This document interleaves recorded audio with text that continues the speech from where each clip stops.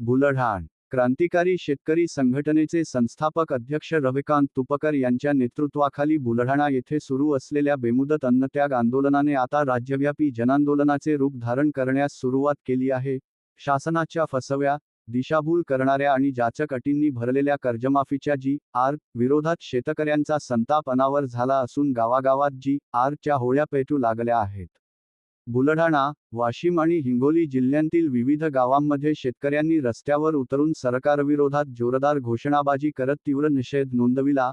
आज जून 16 रोजी बुलढाणा जिल्ह्यातील डोमरूळ, दहिदबुक, तांदुळवाडी, अटकळ, अंभोडा तसेच मेहकर येथे शेकडो शेतकरी एकत्र येत शासनाच्या कर्जमाफीच्या जी.आर.ची जाहीर होळी केली. मेहकर तहसील कार्यालयासमोर क्रांतिकारी शेतकरी संघटनेचे जिल्हाध्यक्ष डॉ. ज्ञानेश्वर ताले यांच्या नेतृत्वाखाली शेतकऱ्यांनी आक्रमक आंदोलन छेडत सरकारच्या शेतकरीविरोधी धोरणांचा निषेध केला. वाशिम जिल्ह्यातील अडोळी येथे शेतकऱ्यांचा संताप इतका तीव्र झाला की आंदोलनाला पाठिंबा देत एका शेतकऱ्याने स्वतःची दुचाकी पेटवून सरकारच्या निष्क्रियतेविरोधात रोष व्यक्त केला. पोलीस टाइम्स मराठी न्यूजसाठी संपादक जावेद शाह.